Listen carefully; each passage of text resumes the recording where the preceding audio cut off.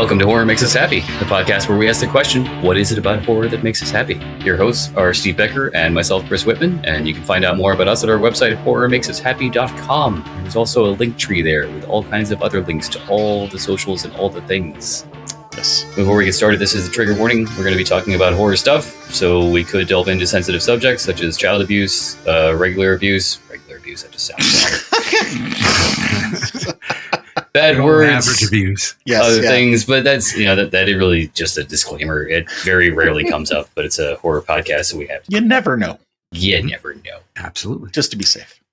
And also, we do want to thank our Patreon supporters. Steve and I have both lived paycheck to paycheck, so we definitely appreciate how meaningful it can be to offer even $1 here and there.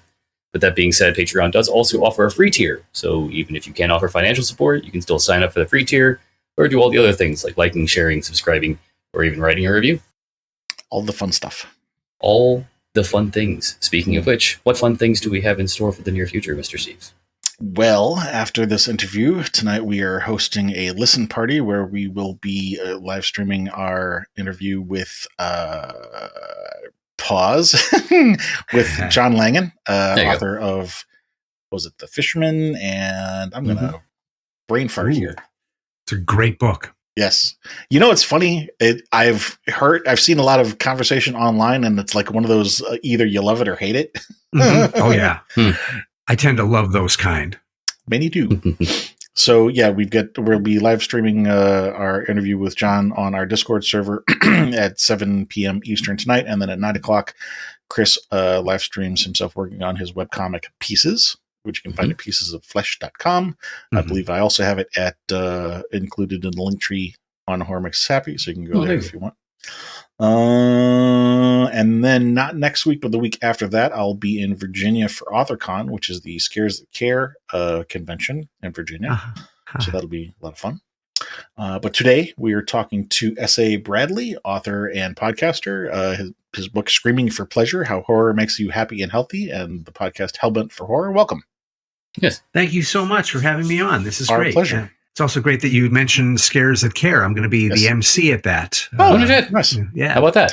Well, funny thing, what we've been doing for a little while now, we got a shirt printed with our logo on it, and we have been asking as many of our former guests as possible to autograph this, and then we'll hand it off to them at the convention here in 2 weeks for them to auction off for the charity. So, bit preemptive, but would you mind dropping an autograph if I see you there next week? Absolutely, more than happy. Are you going to go to the charity event? I am. Yes, I'll be there. Okay, great. That's what I'm going to be emceeing. So awesome. We'll have a lot of fun. Cool. Before we get into the meat of the interview, you want to let everybody know what you're currently working on? Sure. I've been working on a couple short stories. I have a couple short stories that are just recently released. One is in an anthology called Punk Goes Horror from Trueborn Press that just came out like 2 or 3 days ago. And it is a book, an anthology book of stories that are based on punk rock songs. So essentially the title of the punk rock song is going to be the title of the story, and then it can go anywhere it goes. And I did Let's Lynch the Landlord by the Dead Kennedys. Nice. Yeah. I also have another book coming out, kind of a sequel, I guess, for Screaming for Pleasure. Tentative title so far is Defenders of the Faith, How Horror is Going to Save the World One Fan at a Time. And I have an anthology of short stories that I'm doing as well called This Will Hurt You More Than It Hurts Me. Very nice. Very nice. I like it.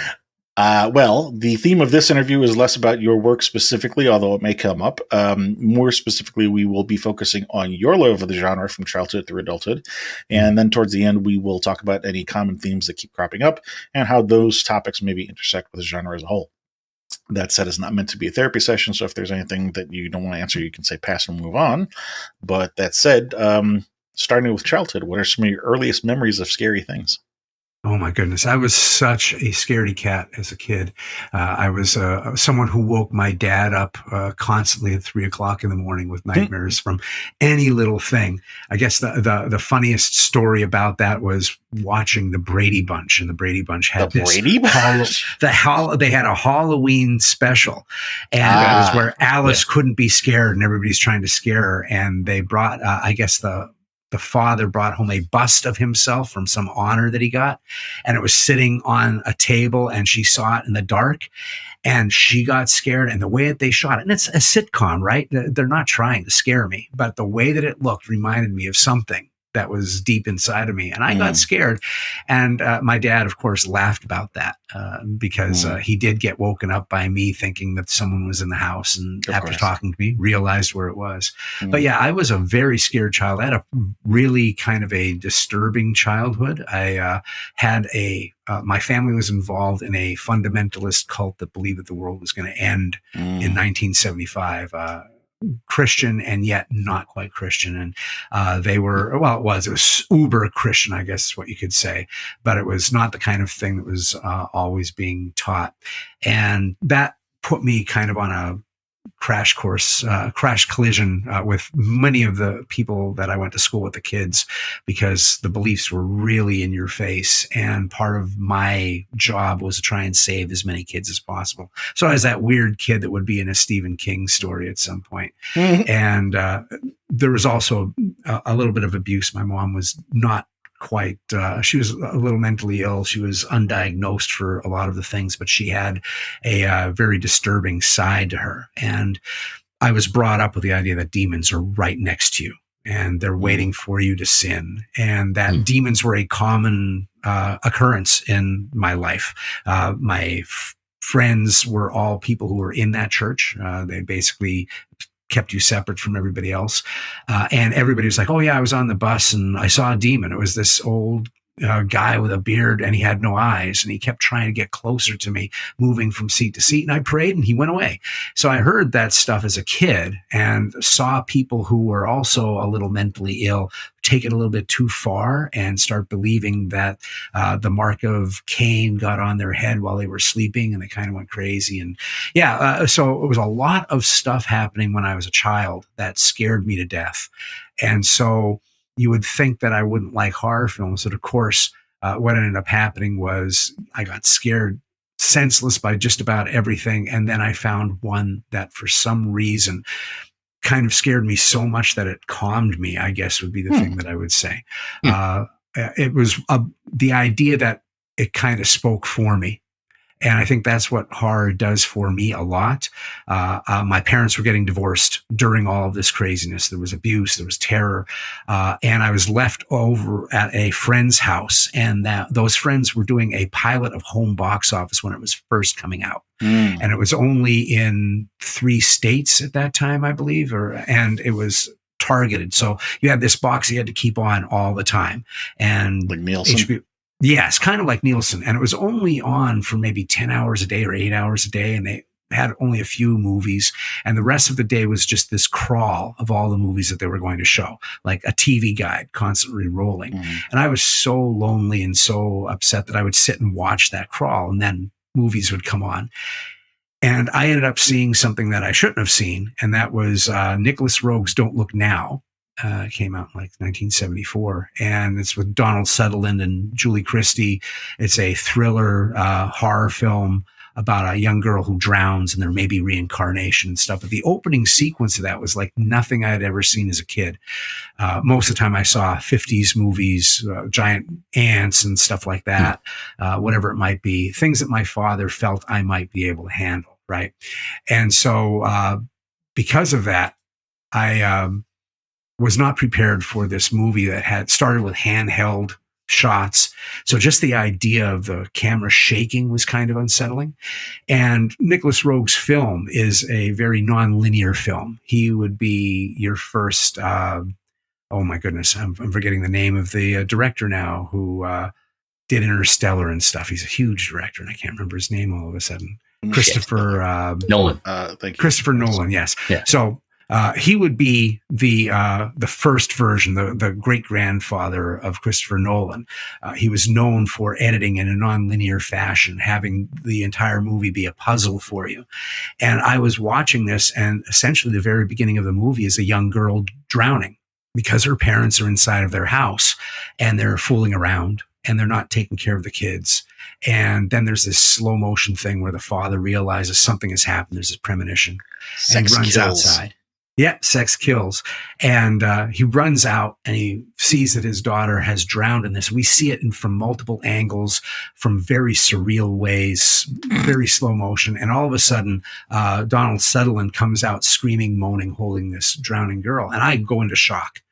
Oh, And is I walk Donald outside. Sutherland playing the father? Yes, Donald Sutherland was playing the father. And so it really put me into shock. I went outside. I just kind of stumbled around for a while. And that night, for 3 nights in a row, I had nightmares. Mm-hmm. And I didn't get it at the time, but I needed to see it again. There was just a sudden feeling I need to watch this again.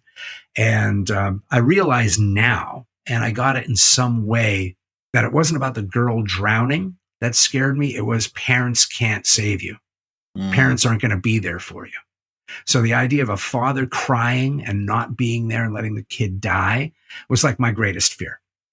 And it was a fear that was inside of my head that I couldn't speak about, right? I had no idea what divorce was. I had no idea what was happening to my family. I just knew that somehow everything was changing. Dad wasn't going to be around. And I was pretty positive it was my fault. Mm-hmm. And, all of that stuff coming out as a kid. And so I saw this movie and it felt weirdly enough like it spoke to me. Yeah, I can understand the fear about, parents can't save you. That's definitely a strong thing for a kid to take in, especially if they're a little earlier, younger than maybe they're ready for that. Oh, yeah. I definitely shouldn't have been watching that at 8 years of age. It was purely because I was unattended to, right? One of the things that happens when you're in the middle of a divorce, and even if it seems like you're being amenable to each other and agreeable, the kid is an afterthought. Kids put in a closet while you guys work out all your drama, right? Right. And that's pretty much what happened. Was there ever a time in your childhood when you were terrified of something in real life? Oh, yeah. I mean, I had bullies. I was afraid of demons. I thought that was real. I was left at home a lot. I was a latchkey kid. So I would get into the house and my stepmother at that time would be working. My father was working. And I would get scared. We'll see if there's a connection here between us type of folks. I'd get scared in the empty house because the wind would blow through the house and a door would just kind of creak open. Mm. And without the lights on, and wait a minute. Where did you go? Where were you raised as a kid, like geographically? East Coast. I was in Pennsylvania. Okay. So this is something that I've talked with Chris about, because he was raised in Florida. I grew up in Milwaukee and Chicago. He didn't know anything about this. I had to explain to him that, and you may be able to have a similar experience, but as a kid living up in those areas, when the heat would kick on, if you had central heat and air, the door would move. Yeah. And even if the door was closed, like it would just move just enough so that the latch would catch on the door frame. Yeah. Yeah. But as a kid, you didn't know what that was. Like, you weren't paying attention to the heat turning on or off. You're just like, the door's moving. What the fuck's going on? Someone's jiggling my door. Yeah. Go away. Well, we had the big iron radiators, right, that went through the house. And we had a coal stoker, so we ran on coal. I was from the coal mine area, Pennsylvania. Yep. So coal town, a place deeply supernatural or superstitious. Lots of churches, lots of bars, lots of pizza places. And in my house, it was a three-story, half a double, as we used to call it, I guess a duplex. And the wind would go through that house, and whether we had weather stripping up and stuff like that, the wind would still find its way to open some doors. You had trap doors in your house if you had coal, because they would have to have a truck come to the house and then a big sliding board that would go through the bottom of the house. And my grandmother had that in Chicago. Yeah. So you'd have this stuff. And so it just was a weird house. And I used to get scared because nothing was more scary to me than if I was upstairs taking a bath, my parents were downstairs and there was a creaking sound, or the door opens just a little bit because of the wind going through or the air pressure, and it closed. And the scariest thing would be me saying, "Dad," and no answer. And the echo. Right? The echo off of the tile. Yeah. And that was how I felt as a latchkey kid in my house, because there were certain rooms that I was afraid of. Some of that might have been because of abuse, but there were rooms that a cloud going over the sun could change the tone of the house. Walking through, all of a sudden there's shadows and everything goes dim for a moment. Many of my nightmares do that. When I was a kid, I'd have nightmares where I'd be in a room and all of a sudden the lights would just dim a little bit. It would get dim. It'd feel like there was a fog in the room, and then something fucking weird would happen. And so I think some of that comes from being a kid. I was afraid that my sin was going to kill me. I thought there were demons in the house. I thought all of my bullies. I didn't know if I had any friends. It was kind of like Charlie Brownish in some ways. My friends were also my enemies, right? Let's flip that question around. Was there ever a time in your childhood when you felt exceptionally calm or safe or at bliss? In the woods. Yeah, okay. I would feel safe in the woods. And I had friends that were awkward as well. And when I got to my teens, things changed a lot. Weirdly enough, because I started fighting, I started punching my bullies. And these days I would be in a lot of trouble. And even then I was getting into a little bit of trouble because I had more bullies than most, I guess. So the first time I punched somebody, I was like this hero. The teachers were like, all right, that kid's been picking on you and all this stuff. But then when we got to like the third or fourth person that I was having fights with, because I made enemies well, I guess, it became a problem. And I also started to realize that I was changing. I didn't get that until later, but the sword of justice is a heavy motherfucker. And I kind of lost the ability to be fun for a little bit there. And I was about violence. I had so much violence happen to me. I started being about violence. But in that time, when I got past that, very nerdy, music helped. Heavy metal and punk definitely helped. Movies did. I felt great whenever I was watching movies. I had friends. I read a lot of books. So books were a peaceful solace. But if I had to get out of the house, I had to stay away from people. I had to get away from the pain of stuff. I'd go into the woods. So I was guys that I really followed was like Algernon Blackwood, guys that would write these stories that were about nature not being supernatural at all. It's just that nature gets really weird if you get deep enough into the woods. There's stuff we just don't understand. Right. And that kind of thing was great. Reading definitely helped. Stephen King was a great thing for me. The Exorcist, reading Blatty was a big thing for me, although that book actually scared me. There was stuff in there that was just his sadism was really rough on the page. The movie kind of smooths that out a little bit, weirdly enough. So those were places where I felt safe. Okay. I had friends, we laughed a lot, stuff like that. But there was a lot of concerts were great. Getting beaten up for all the right reasons. Going to a metal concert or a punk. It's a good kind of beaten up. Yeah. That was kind of, I've always looked at movies and concerts like tent revivals. Some people go to church and, get the hosannas and feel the Holy Spirit and speak in tongues and all of that. It's similar. I go to movies and I go to concerts. So the next two questions I'm going to ask are going to be a pair. We're going to start with the negative so we can end on the positive. Do you remember the first person you hurt? First person I hurt. That's a great question. I think the first person that I hurt was more of a mental hurt than it was a physical hurt. That's fine. I had a thing where I was so afraid of losing friends that I would kind of do the stuff that I learned in the church and stuff, which was kind of like church lady thing where everybody's trying to out pious each other. And I'm pretty sure that I was treacherous to a friend early on where I kind of threw them under the bus so I looked better to someone else. And that kind of thing always haunts me. I'm not very good at it. And the idea of being abused and becoming an abuser is really rough. So we're really looking at, if I hurt people, I can remember the people that I punched in the face because they were assholes, right? But the one that's hard is the innocent, right? The person who did nothing wrong and was hurt because of me. And I'm pretty sure that was a thing in sometime in elementary school where I was just feeling like I was surviving like some kind of crazy animal. And I'm positive that I lied or cheated friends. So that would be the one thing.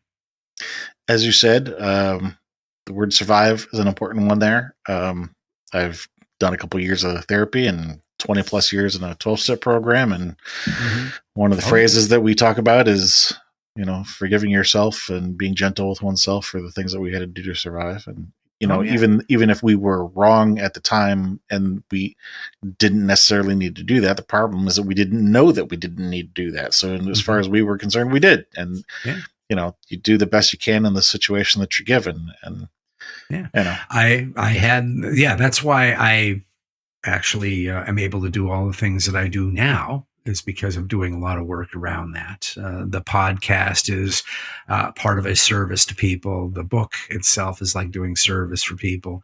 I have a bit of recovery in my story as well. And when I was first going through it, I had a man who guided me through stuff, and he listened to my story. And man, by the time I was 30, when I was turning off the issues that I had, all the addictions, I had been really bad. I had been a fighter and all of this stuff, paranoid as you couldn't believe, and all this stuff. And so I told him all my story, you know, what happened to me as a kid and all this stuff. And he goes, man, yeah. Because I'm telling him, well, you want me to stop doing these things? What, are you fucking crazy? The only reason I'm here is because I did those things. I'm a survivor, man. He said, I have no doubt at all what you're telling me, that this was survival. Are you ready to live now? And that was a big difference. You know, survival skills are great, but they only take you so far. You stay a lean coyote at the top of the hill. You don't do anything else. And so wanting to live and being able to give back in ways, just giving back joy, being present in this world and being a happy force, especially through horror, which is great fun. You know, all of that happens because I stopped just living in the survival skills. So yeah, there's an innumerable amount of people that I have hurt, and I'm still working on, I live in peace on that stuff. I don't make that kind of mistake anymore. And if I do, I have real quick ways to get over it, like actually taking responsibility for it. Who'd have thought? So we normally talk about this at either the start or the end of an episode. You know, one of the things, referring to our side projects, Chris has got his webcomic piecesoflesh.com.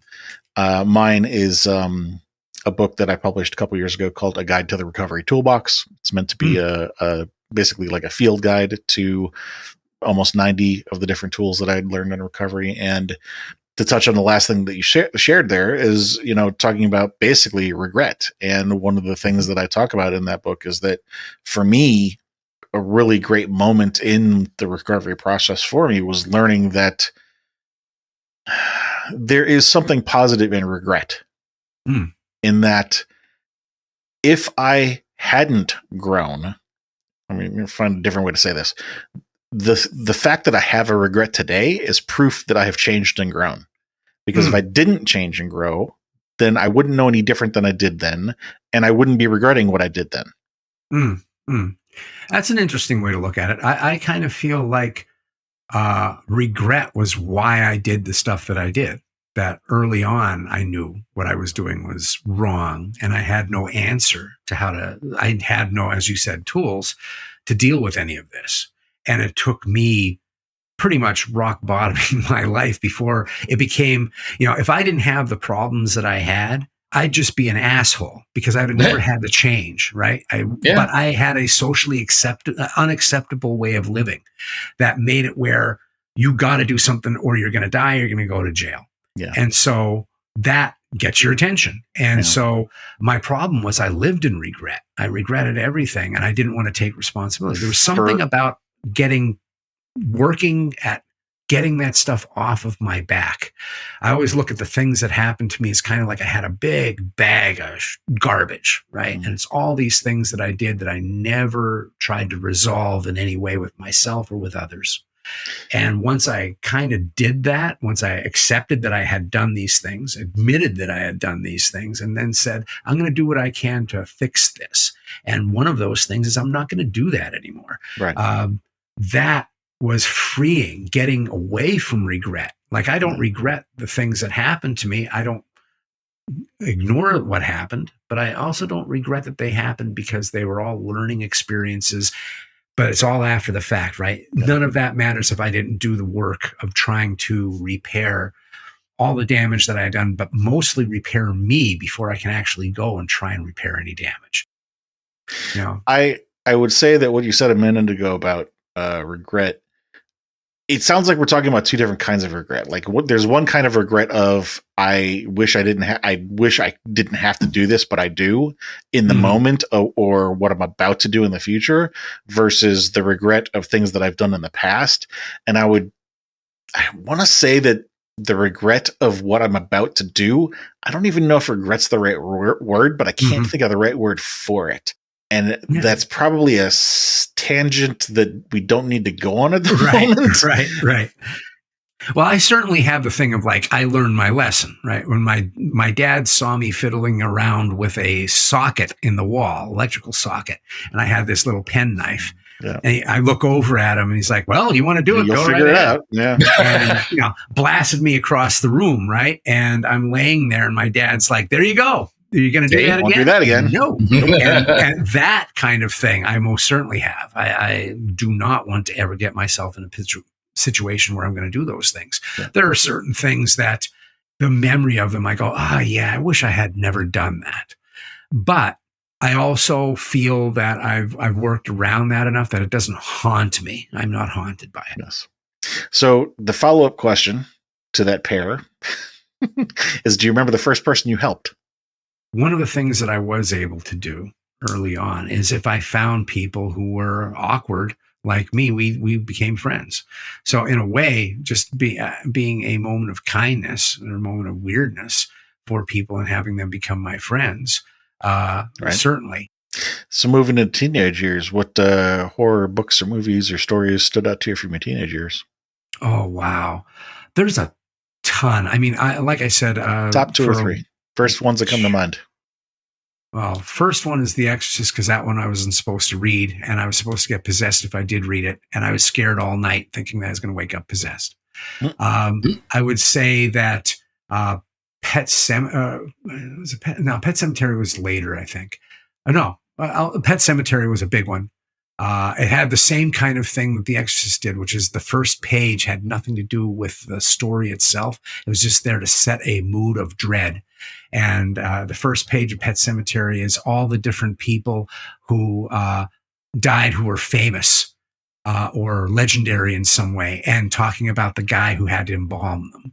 And then in The Exorcist, it's just war crimes and atrocities that are listed from the newspaper. And neither of those had anything to do with the story, but they were giving us the nature of evil, the nature of darkness. And the third one, which is probably the most important one, and it's not really horror, but it is. Some of the stories are horrific. It's an anthology called Again, Dangerous Visions by Harlan Ellison. Harlan had taken all of these authors. This was at a time in the late 60s, early 70s, where authors could not get any money except for writing for magazines, right? And then they would put out a book if they were lucky enough. So most writers were still living on magazine articles, having a short story in Playboy or Penthouse or whatever. And prior to Playboy and Penthouse doing that, there were censors for most of these magazines. So they all had these stories that were really dark and nasty, and they couldn't sell them. It was an anthology? Yes, it was an anthology called Again, Dangerous Visions. And Harlan Ellison, being the brave guy that he was and an outspoken loudmouth as he was, said, I will make sure all of these get published under my name. And so he had Ray Bradbury and all these guys. They had these dark, dark stories that no one would accept. And he put them all into Dangerous Visions and Again, Dangerous Visions. And the one that really hit me was Time Travel for Pedestrians by not Ray Stella. He's actually, I will have to probably look this up, unfortunately, for it to make sense. He did the story that was made into They Live. Ray Nelson, that's his name. So Time Travel for Pedestrians by Ray Nelson. And it was so important to me. It's such a dated piece now. If you read it, you laugh. It was obviously done during the hippie time. And it's a guy, but the first word, the first line in it is, masturbation is the final frontier. And okay. That is the first line of the book. Yeah. Teenage boy goes, what the fuck are you talking about? And he goes on this thing of saying that your masturbation fantasy is a movie made for you that plays only in your mind, behind your eyes. What does it encase? He's seducing you down this line. And the story then goes into this thing where he wants to change his mindset and be existential and all this stuff. So he's reading out. He has this tape recorder playing the Tibetan Book of the Dead.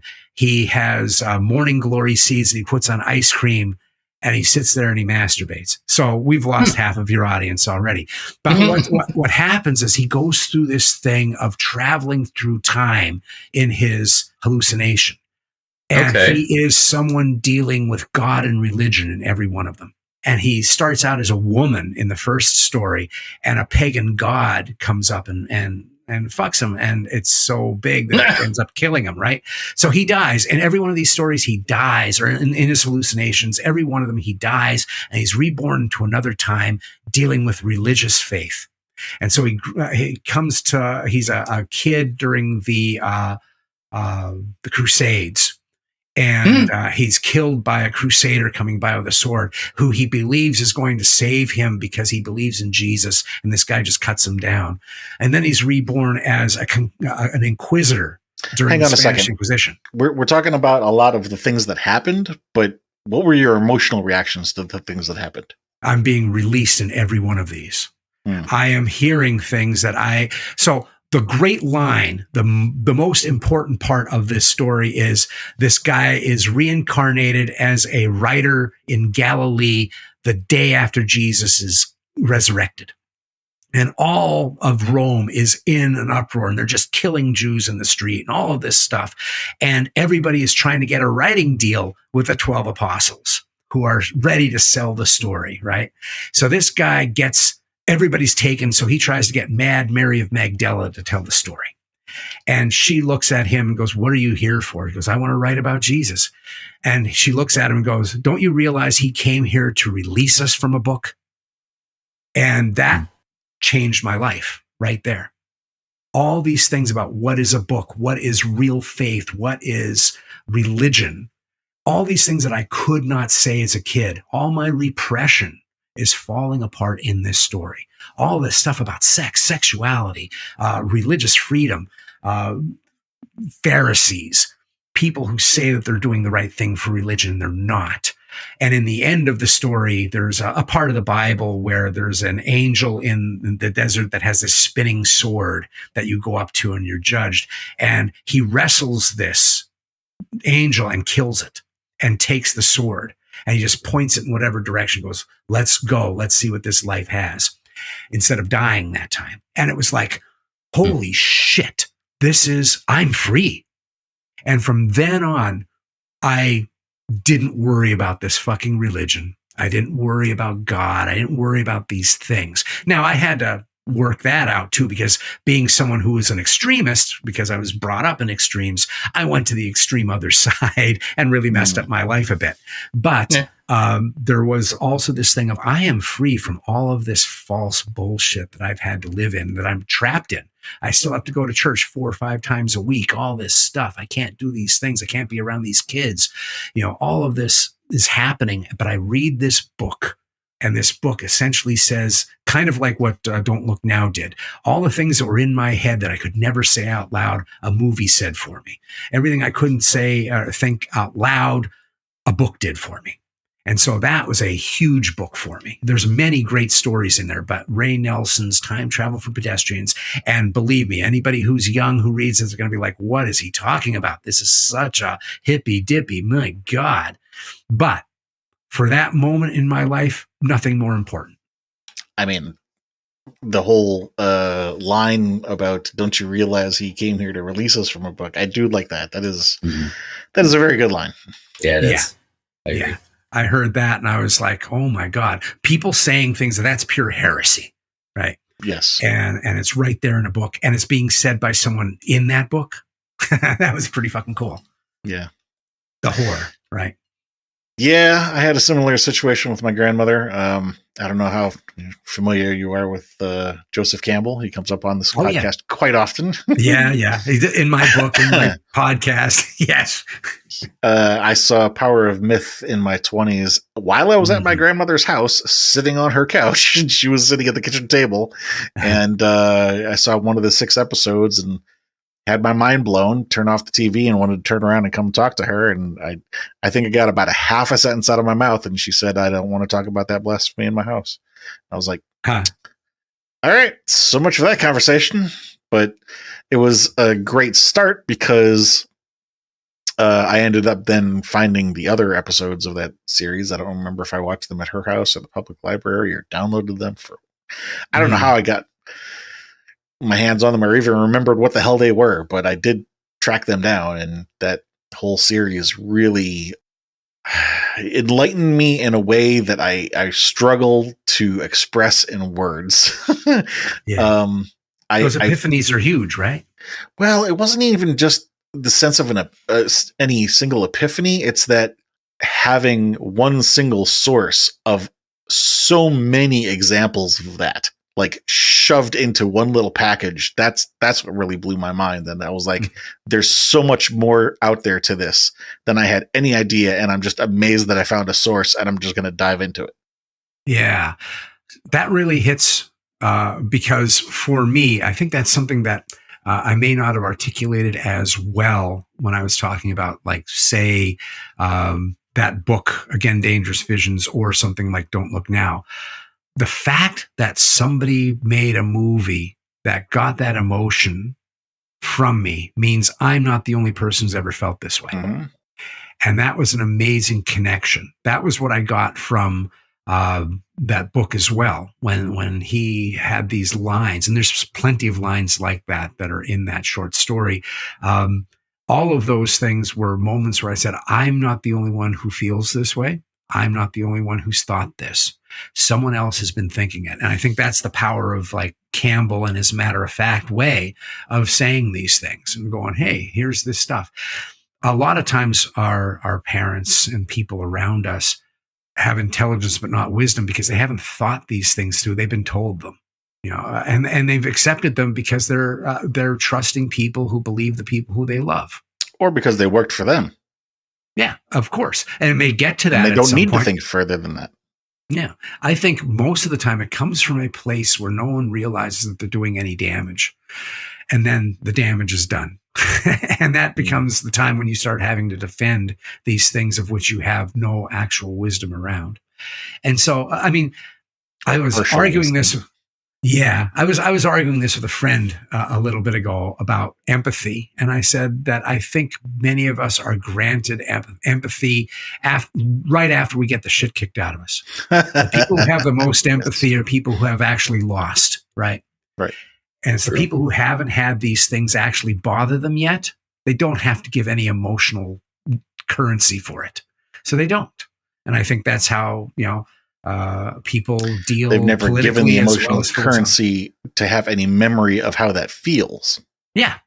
I mean, and how many times this happens, I don't want to, get political and lose people on your show, but I have family members who, not in this religion and stuff, but are, shall we say, rather conservative. And it amazes me how many things have changed in their lives. Their belief system has changed when the shit hits them at home.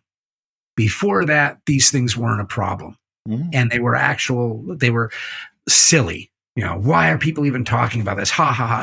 And then it happens. And it would be something as simple as my wife's family didn't believe in divorce until her brother married a crazy person. And then it was like, now divorce makes sense. I get it now. Now we're going to need one. And so that kind of thing happens. We suddenly have empathy once we take one to the chin. Yeah. And we get that kind of connection at that point. And it doesn't exist for a lot of people until something like that happens. So I think a lot of times people will talk about horror folk and they'll say, it's so weird. You guys are into like all this terrible stuff. People have to die every 20 seconds in these movies you watch, and you're the nicest guy. Mm-hmm. It's like, yeah, there's a reason. We're the empaths. We got here because of a lot of shit. And this is how we learn to deal with it. No, that's a good angle on it. I never really thought about it. It's that most horror fans and horror creators are empaths because they enjoy horror because they can empathize and feel the effect of what they're watching or what they're reading so well And that also makes them generally nice people, because empaths are usually generally nice people because they can feel for others. It's kind of a thing. Yeah, we've been the outsiders. We've gone through hell, and depictions of hell on film aren't that scary if you've gone through it. Yes, And you've so- experienced it vicariously. Yeah. And so I kind of talk about that in the stuff that I've written, where I essentially say, horror, monsters are metaphors. They're sitting in for something. What it is can be different for every person. The monster might be, Frank Booth might be my uncle, right? But for someone else, he's evil incarnate or he's something else. Well, we can't do anything about those people. But what we can do is we can watch a movie where they're put through their paces. And sometimes we know that the world isn't fair. So when a horror movie ends, like the Texas Chainsaw Massacre does, we're shocked by it. And then we go, no, that feels authentic, because we know that the world does not, the apple cart does not always get put back up with all the apples in place and polished. We've talked on this. Sorry, go ahead. No, that's good. We've talked on this podcast before about, a couple of different goals that we have. And one of them is to say, not everybody's going to fall into the same bucket in terms of what they get out of horror, but how many buckets are there? What are they? What are the most common, least common?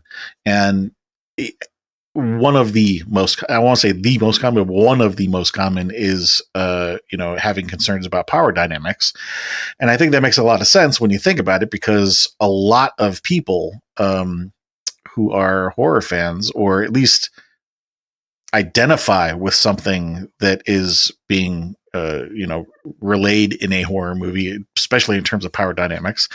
It can be somebody who's from a minority, either because of sexual orientation or race or creed or color or whatever. But there's also many other reasons why somebody has been minimized or you can experience that kind of being bullied.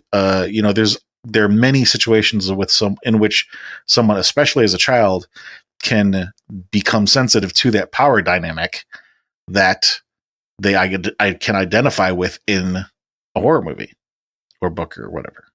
It's it's very common. Yeah, I think what I tend to think on this is that horror allows us a wall of safety between the really terrible things in our lives and the fantasy of it, I guess. I like to say that, it allows me to have a little pressure release of the things that I have no control over. I have no control over the price of eggs, but I can watch this movie and see people going through a famine and somehow be connected to that empathetically. And also it releases just a little bit of the demon that's there. I say things like, I would not want to watch, and this is how metaphor works for me and allegory works for me. I wouldn't want to watch a movie about the insurrection, all these guys jumping up and taking over Congress. But I will watch werewolves do the same thing. Right? I'll sit there and go, no problem. If I'm watching aliens come down and blow up the White House, great. I have no issues with that. Yeah. So, all of those things, horror allows me a safe distance from the visceral pain that has been in my life. I get to have this safe little dance with my shadow. And that's kind of the thing that I like to think about it is that, if Jung talks about this, right? Jung says, we all have this shadow. The shadow is the thing that we don't show everybody, like with the persona, you have the face, the mask on the wall that you put on. But if you don't take care, do something with and acknowledge that shadow, it's going to get your attention one way or another. And that's when things just blow up in your life. One day everything's going great, and then everything just starts to go. So I have this way with horror of talking to my shadow, that part of me that is the vicious meat eater that wants to fucking club everybody down. Whatever it is, that part of me is real. And I get to dance with it with an agreement when I'm sitting there and watching horror movies or I'm reading this stuff. Comedy is where you watch people get away with things you'd never get away with. And horror is watching someone go through things you'd never want to go through.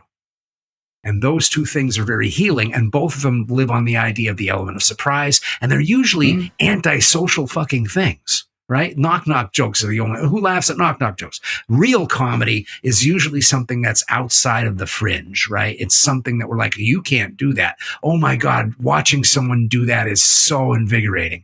And the same thing happens for me with horror. There are two sides of that coin where I get to release the shadow side of me. Yeah. All right. So moving into adult years, what are some of maybe the top couple books or movies or stories that pop out to you as being important in your adult years? Oh my goodness. Adult years, it's a waterfall of things. I really deeply appreciate so much that's happened. I mean, as you guys, I'm sure, thousands of movies you've watched. There are some that just stay with you. I would say that like my top movies of all time are Texas Chainsaw Massacre, Night of the Living Dead, John Carpenter's The Thing, and what else is there? I'll just stay with those three right now because they're usually the triumvirate that goes back and forth. All of those movies, every time I watch them, I see something that really hits me on just how pure they are in what they're trying to do. Plenty of books. I think we were talking before we started about books that split people right down the center, the fandom. Half love, half hate. And Paul Tremblay's Cabin at the End of the World was one. I absolutely love that book. And I know people who are like, man, that book just drives me crazy. Once again, that's a book that really talks again about faith, and it really hits on my early life. And when I met Paul, we were at StokerCon, and I just said, I know you hear this a million times, but I got to tell you what that story did for me, that I grew up in a cult. And you hit on something that's happening in the world right now that is very cultish, and what was happening in my life was quite cultish when I was a kid. And your book came at the right time. And I reread that. I've reread it like 4 times now, every time things get really, really tough. And I said, I'm kind of not having PTSD per se, but I'm having these weird flashbacks because there's a huge contingency of the world right now that thinks like my parents did when they were in that fucking religion. It's the same arguments, the same things are said, what truth in capital letters and hypocrisy means and all this stuff. It's like my worst nightmare has happened. They were right. I was wrong. And it's been crazy. So I talked with Paul about that. He goes, fuck, I'm sorry you went through that. I'm glad it could be helpful in some way. He goes, I can't say that I was making it for that. And that's also a wonderful, honest moment by him to be able to talk about that. And that's the thing about art, right? It's going to hit people in different ways. And to touch on what you said a second ago about who's right or wrong, unfortunate but true phrase about war doesn't decide who's right, it decides who's left. Yes. Or who gets to write the ending. Yes. Doesn't mean they're always right. Right. Well, it's always been that way. It's even if you're a parent, it's not right. My way or the highway isn't right. Right. That's a war of attrition. Yes. That's not actually anything else. And so, unfortunately, we intelligence versus wisdom. Yeah, we have a culture that has been brought up on some really bad ideas that are just considered the status quo, or the way that things are normally supposed to go. Yeah. Anyway, we don't have to go down any of these long paths. You've got plenty of questions. Right. You mentioned Texas Chainsaw Massacre. I forgot to ask about that earlier, and you had mentioned it earlier. Basically, the phrase you had used at the time was full throttle, I think. Was there anything else in particular that you liked about Texas Chainsaw? Just about everything about it. It's so idiosyncratic. I was on a podcast once talking about this movie. Actually, it was when Tobe Hooper died. And I was talking about how I feel that Tobe Hooper was very misunderstood and certainly underrated. Yeah. And that he had this amazing thing, which David Lynch gets celebrated for. But I think because Tobe did this horror movie that looked like nothing that anybody else had seen, his tribute to Artaud's theater of cruelty did not get nearly the love that it should have.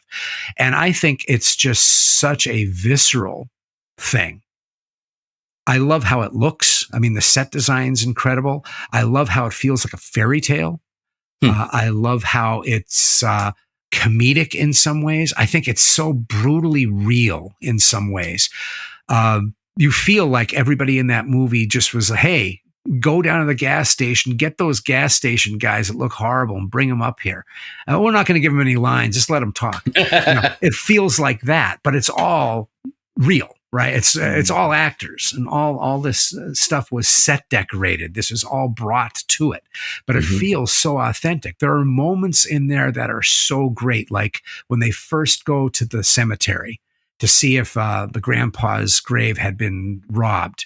And there's all these guys that are just in there, and you get the real polite police officer, heavy set guy who's calling her Missy and stuff and taking her here. You can come this way. And then there's the drunk guy in a tire that's sitting there, and he goes, there are those that think, and then there are those that see. They laugh, but I'll be the one laughing last. He's saying all this fucking crazy shit. And he's upside down in the frame, right? He puts him in a tire. So as he's leaning back, his head is upside down looking into the camera. It's fucking arresting.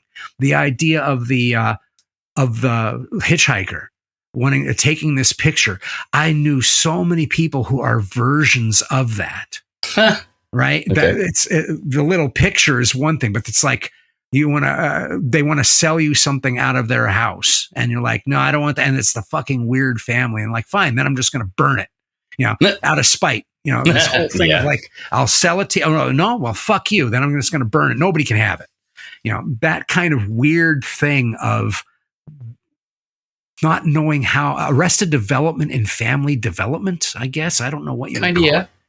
There's just this weird thing of how that family is. Identification. Yeah. I mean, Toby Hooper talks about that. He says that scene at the dinner table is every family Thanksgiving that he ever went through. So his family had just been a nightmare too. And he took it to this extreme to make this story. I mean, the thing that's amazing about that is the sadism that's in that film that has nothing to do with like actual physical violence. You're in that scene with Sally Hardesty tied to a chair for 15 minutes, and she's screaming, and they're looking at her, mocking her, going boo hoo hoo hoo, and all the things that if you were a kid being teased, the bullies would do to you. He's just channeling all this shit, all this stuff on a visceral level. And I think he even talked about it that way. He said there are these little stingers that you try to do. They're like harmonics. He goes, you have the spiders, the daddy long leg spiders in a corner all rattling, and that's one harmonic. And then you go and you see this tooth on the porch. That's another harmonic, and it just keeps building up until the audience is completely creeped out. They're not even using music in that movie. Nope. They're don't have to. No, they don't. They just have all these weird tonal shifts and electronic stuff being the sound of, some kind of weird African musical instrument. And they just stretch the string so it goes, yeah, and they're doing all of these sounds. And that's that movie. Nothing else has ever been able to really touch that I can think of. That it just somehow from beginning to end. There's another movie that's kind of like that. It's called Last House on Dead End Street. And it's it's one that I always have to recommend with a lot of caveats. That one is a trigger movie. That movie will trigger you. But it was a movie made on drugs, essentially. And it was a very low budget movie that for a long time people thought might have been a snuff film. I mean, it's very strange. Of course, this is back before the internet and stuff. This movie came out in the 70s. It was known as the Fun House. Its big scene was, there's multiple scenes that are insane in that movie. It's supposed to lightly be kind of a look at the Manson family, but through a guy trying to make movies and saying he's taking the people who screwed him over before and putting them into a snuff film. And the way that movie is shot is what makes it so sadistic and grimy and creepy. It's one of those movies that's so extreme that when you're talking to people who have seen like Cannibal Holocaust and stuff, they go, oh, fuck. Last House on Dead End Street. Yeah, that's crazy. It feels like he actually photographed evil. Wow. And it just has this, and a lot of it is the same kind of thing that really fuels Texas Chainsaw, which is this memory that you have of being picked on. by bullies and you can't get away. There's a moment in The Wild Bunch that is like that, Sam Peckinpah's film, where they have to leave a guy with the Mexican army because he's been caught, giving away their guns. And as the Wild Bunch, he's one of the members of the Wild Bunch. He's left behind because they have to leave him for everybody to do whatever they need to do. And they leave. And he's sitting there all scared. And everybody, an entire army is looking at him and laughing, licking their lips on how much they're going to tear him apart. And that is a horror movie within that film. And so Last House on Dead End Street does that. Texas Chainsaw does that. There are these movies that go past intellectual. They go past thought. It's visceral in a way that's almost animal, and it hits you right in that center. And I don't know if that can happen any other way, but maybe accidentally. Yeah.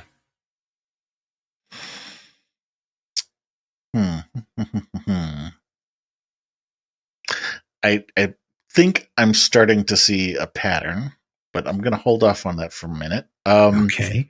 It's a sailboat. Right. Circle. No, sometimes square. it's just a banana, man. It's just a banana. Next question is going to be over your entire life and not just related to horror, but any genre. What movie would you say you've watched more times than any other? Wow. More than any. So this is going to be a really, maybe a tie, because both of them seem to happen almost every year. One is The Towering Inferno, weirdly enough. Okay. I used to be a firefighter in the United States Air Force at one point. And at that time when that movie came out, I didn't know I was going to be one. But there's something about that movie that was I saw that movie with my dad. And it was the first movie that I realized maybe I would love to make these things, because that was the first movie that I saw where you had the shitty, panicky guy and the put upon father-in-law, and this guy's panicking and he's a real asshole and everything. And finally the father-in-law punches him in the stomach. And at that point, everybody cheered. And it's the same reason. It's the same reason that I love the other film that I'm going to say that I watch all the time. It's Rocky. Because both of these movies, if you surprise someone in a horror movie, that's an autonomic response. I'm going to jump, right? If I laugh, that's an autonomic response. You surprise me, I just laugh uncontrollably. It's a fucking choice to get up and cheer. And that to me is the magic of movies. And I've been lucky so many times in my life in weird ways. Rocky was a low budget movie, right? And it didn't play everywhere at first. It built, and it played in my depressed town of Hazleton, Pennsylvania, back when it was just this low budget movie that had a very small, because it's shot in Philly. So we were outside of Philly. They showed it in our depressed little town. And people don't realize that when Rocky came out, we had gone through this spate of 70s films that, even though there are many masterpieces there are many movies that tried to be masterpieces that were nothing but fucking downers.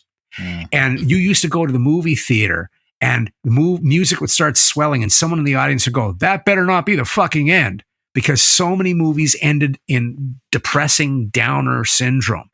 People who thought that they were Arthur Penn, they didn't have the fucking skill, were making these movies where, one of my favorites is Dirty Mary, Crazy Larry. It's a romp, right? It's this three people fun loving running around in a race car, that's before Smokey and the Bandit. It's that movie. And at the end of the movie, they die in a train crash. The car hits a train. So you're giggling about this silly movie the whole time. It's a chase movie. And then they die in the last 10 seconds of the fucking movie. And you go home like, what the fuck was that? So that was what movies were like until Rocky came out. And Rocky is this movie where nothing happens for a long period of time in that movie. You're having this story, a character study of this really nice guy that doesn't get a fucking break, and the people that are in his life. And the people are all upset and angry, and no one feels they're ever going to win. Even the guy who's the odds maker doesn't feel he's going to go anywhere. And they're talking about themselves as much as they're talking about Rocky. You got the fucking manager who's just cynical, and he's gone through life and nothing good has ever happened except for maybe this fucking gym. All this stuff is happening. It's all set up. to be your normal 70s movie. Apollo Creed is obviously Muhammad Ali. And everything about that movie says he's not going to win. He's not even going to go the fucking distance with this guy. And we're watching this, all these dads and parents, and we're in a town where people are laid off and all this shit is happening and everything is fucking permanent gray in the world at that time. And there's no big music. You have the rousing, he's getting well, he's the montage that becomes the cliche of every sport movie afterwards. Right. That has inspiration. There's this whole thing of the feeling of Philly. There's this wonderful humor. There's this joy and cuteness and loving moment where he has this shy girlfriend, Adrian, and all this stuff is happening. All this is emotional, and it's just stewing there in a slice of life in what it was like in Pennsylvania in 1976. And so we're watching this movie, and he's getting the shit kicked out of him in the beginning. There's no music, nothing. It's just pop, pop, pop, pop, pop, pop, pop. And then he hits Creed, and Creed goes down. And the audience explodes. People jump up. Dads. People who wouldn't get up for anything else. Maybe a sporting, maybe. This is a recorded fucking image. It's not happening in front of them. And they jump up, and nobody sits down for the rest of that movie. It is amazing the power that had.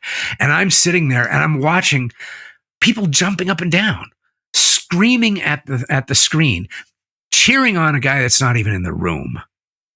And that was like the most amazing thing. I've never forgotten that. He loses and no one cares. They come back.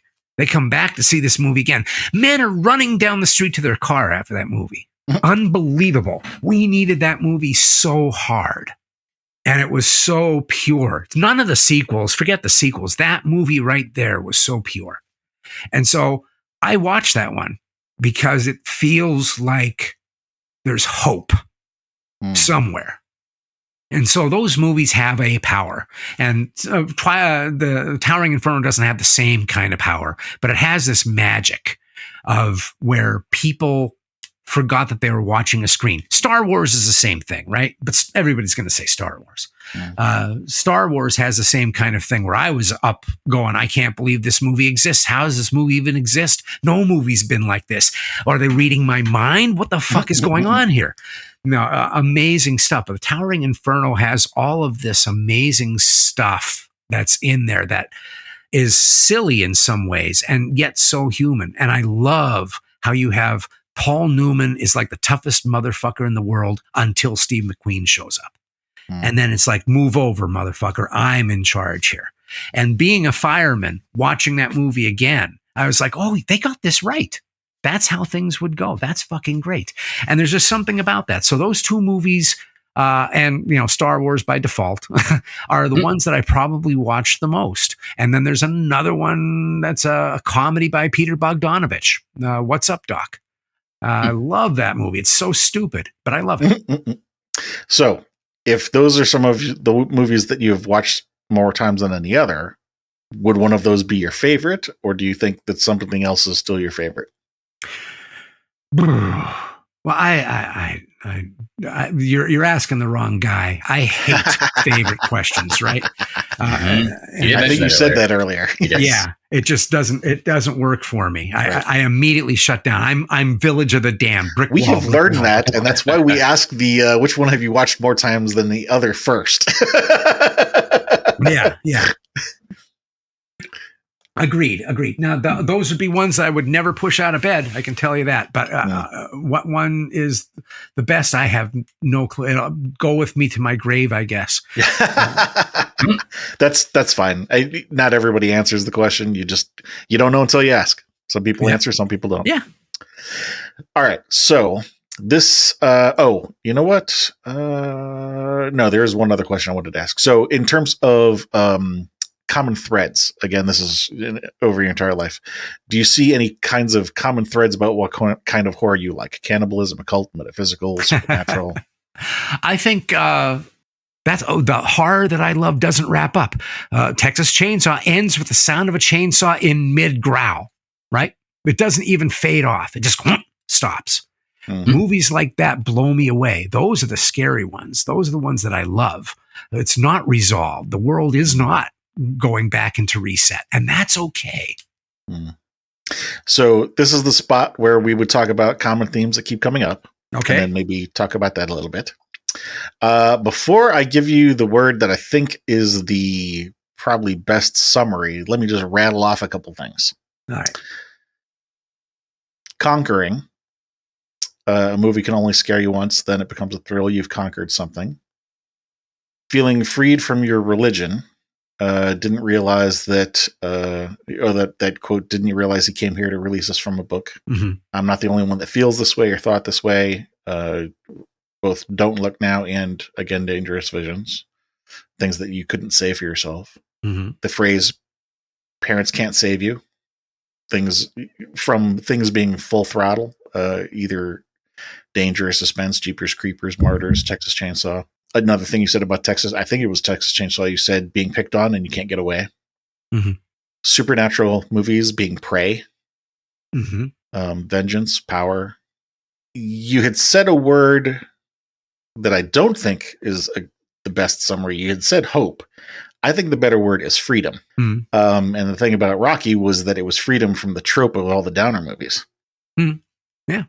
And to flip that around, the emotional distance that you're keeping is also a sense of freedom in that I'm keeping the pain away from me. Mm-hmm.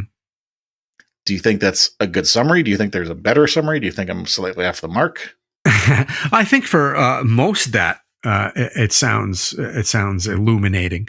I would say that the idea of hope with Rocky, I don't know. For me, I'm not saying that hope isn't close. I think hope is close, but I think freedom is even more up there above hope. It's like, what are you hoping for? Freedom.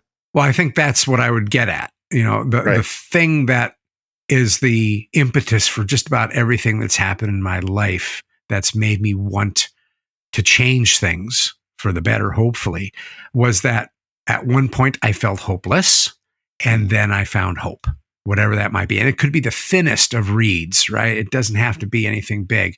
And that's the thing about Rocky. We were all freed from the bleak 70s movies, but it was really that we had hope that we might be able to have that Rocky moment, whatever that might be. And I think, it was symbolic. Yeah, when everything is dark, you look for that light. And so for me, people could tell me I was going to be free all they wanted. I was probably not going to believe them. But if it gave me hope that might happen, by actually seeing something that was happening in front of me or something that was happening to them that was similar, then I might start believing it. Right. Mm-hmm. And so, the religion that I was chained with was all about freedom. Everything was setting you free. Would you like to hear about the good news? This will set you free. So freedom, people talking freedom, you better give me something substantial, man. And that usually happens in some physical fashion. That happens in something that's tangible. And I think hope comes from that kind of thing.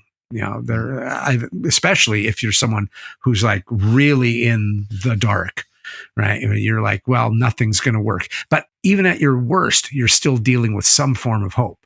Mm-hmm. Drawing that next breath is some form of hope because you don't put yourself in the position of maybe finding something that might be beneficial to you unless you're looking. So there's some form of hopefulness there. Yeah. The normal follow-up question here would be, why is that important to you? I think that might be self-explanatory, but you can comment on that if you'd like. But we can move to the next one. Well, I don't know. I think I've kind of blathered about that a lot. So we'll just skip that one. Yeah. All right. So the next question then is, why horror? Couldn't you explore those, the desire for hope and freedom in other genres, or do you? That's I say that a lot too. I'm a cineast, right? I love movies. I love cinema. But my heart belongs to horror. And that's because horror was there when nothing else was. And so horror was something that I could relate to. And it's not for everybody, right? I don't think that everybody has to watch a horror movie and it's going to be the same thing for everybody and they're going to get better. But for someone like myself, horror was just this thing that I don't want to paraphrase a really good movie, but there is this great thing in a movie called Intensity, where there's this killer who talks about how the sensation of feeling that having an intense emotional experience is worth everything. And so he says anybody can stick their nose in a rose and smell that smell and feel something. He goes, but can you feel as good about the thorns going into your fingers at the same time? Well, that's fucking intensity, man. And I myself believe that that's kind of a false thing. I think true love is probably the most intense feeling. True love being agape or sexual or familial, whatever it is, or the loss of it. All of those things have an intensity that is truly strong. Yeah. But for me, horror is just to be able to be someone who has had things really dark happen to them. You're going to have to talk to me in my language. And so horror talks to the language of people, and not everybody. Sometimes it's just fun and games. I just like to be spooked. I just like to be scared. Sure. Okay, great. But there's also this part. And the part for me is that somehow horror and I are on a good understanding. It reaches something that other people don't want to get reached. There's also the thing of why I get tattoos, right? Can I explain that exactly? No, but there's a part of me that feels that ritual of the small amount of pain that turns into art. And I could get that in a million different ways, but that's the one that affects me. Why don't I listen to more yacht rock instead of heavy metal or punk? Because those things speak to me. You know, and it really is hearing that language. You can be destructive people and constructive people are the same kind of thing. They put out a frequency, and for most people, they don't even hear it. But the people who do are the right people. And so for me, horror, whether, you know, the people who are making it were sincere about it or not, doesn't really matter. It's the art itself that does something. And so for me, I'm able to talk about things that are really rough to talk about. And I get to talk about them in a way that doesn't smell like burning fucking tires. Or maybe they do. Who cares? Yeah. Well, yeah. I often say, you know, it's like the thing with the 50s bugs, right? They're all about the nuclear fears and stuff like that. And you can get into an argument about our bombing of Hiroshima and Nagasaki. Both sides are going to have amazing discussions about that. But if you're going to get pissed off at a movie with giant ants, you're a fucking idiot. But you can have those discussions elsewhere. But the movie itself allows us to talk about that stuff without having to get into fistfights over it. But you can have conversations afterwards. And I think that's some of the fun that's there. And there's also some of the stuff that I think is real. I think all movies, nothing is more political than someone saying, my movie is apolitical. It's just there for fun. Oh yeah. Then why did you pick it to be this? Why did the bad guy have to be from this country? What is your choices are coming from something that's happening in the world. Art isn't made in a fucking vacuum. Right. It's made on the experiences that are happening all around you. Now, are you sitting there and putting a political statement directly on it that you're conscious of? Maybe not, but please don't waste my time. That sounds very political to me, where you can have incendiary shit in your movie and then say, well, it doesn't mean anything, man. It's just there because I like blood. Okay, let's start talking about why you like blood. And let's start talking about why it's this room. Why is the guy dressed in clown white? Why is this happening? You know, all these choices are choices. Even if they're capitalistic choices, they're still choices. Yeah. Even if it's just aesthetics. Yeah. Even if it's just aesthetics. Why does that one work for you? Right? Yeah. Well, I mean, I can also see a tangent going into tropes. Like, you know, there are certain tropes that feed into other tropes, and you know, there are reasons for those things. But as you say, you've got to start somewhere. And why do you start where you started? What are you trying to say? Right. Yeah. And so I don't know if I answered your question for you, but why horror? I almost want to say, why not? Why is that even a question? Does anybody ever say why drama? And why don't we call it drama genre? right? Why isn't it a drama genre?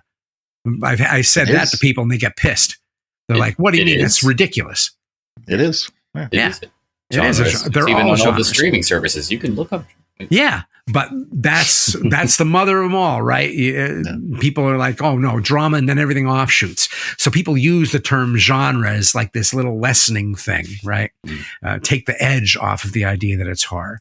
So my thing is, yeah, why not? Why not horror? What are you afraid of, man? Why can't you look? Well, before we wrap up here, I mean, really the last question is, do you think there's anything that is relevant that we didn't ask about, or maybe was there something that came to mind earlier in the call that you didn't get a chance to say? Maybe like the kind of conversation took a left turn? Oh, I don't know. I mean, it's been quite a conversation, so right. I can't be positive of where things we're going to go. But I think if there's anything that I like to say about this kind of thing is that for me, horror does allow us a safe space to look at the things that most people, including ourselves, are afraid to discuss. And we're able to look at it and allow ourselves to accept that that's happened, allows us to come to terms with it in a safe way, and sometimes turning it into entertainment, sometimes not. And it gives us room for pause about uncomfortable conversations that no one would sit to listen to if we were just going at it straight ahead. And right. So horror has, to me, a very therapeutic thing. Can't do anything. The world is still, coffee's going to go up, and so is meat. But we may as well enjoy this moment that we have on this crazy sphere by realizing that we can still comment on the things that we don't have any control over, and it gives us just a little bit of control. Yeah. Before I hit the closing here, do you want to let people know what you're currently working on? Sure. So I'm still doing my podcast, Hellbent Horror. It's a podcast about everything related to horror. I talk about horror as art and social commentary. You probably can figure that out from some of the things that I've been saying. You know, I'll talk about books, movies, stories, and I talk about how it's horror is shaped by the culture and how the culture is shaped by the horror movies, that they kind of work together. True. I have a nonfiction book that's coming out called Defenders of the Faith, How Horror is Saving the World One Fan at a Time. And I have a anthology of my short stories called This Will Hurt You More Than It Hurts Me. And I have a couple other things that have just come out. But the most important one is it just released a couple days ago, Punk Goes Horror. It's a horror anthology, horror stories that are based on the titles of popular punk songs, and it has the punk aesthetic. It's from True Born Press. Cool. Well, like I said earlier, we'll get together with you offline and get a bio page put up for you. We'll link to whatever it is that you want to link to. So anybody out there who's interested in that can come find us at Horror Makes Us Happy. Go to the episodes page, and then look for Mr. Bradley's link on there. And if you're going to AuthorCon, you can come and say hello to me as well. That as well, yes. So again, thank you to anybody out there listening. Come check us out at horrormakeshappy.com. Tell a friend, like, subscribe, all that kind of fun stuff.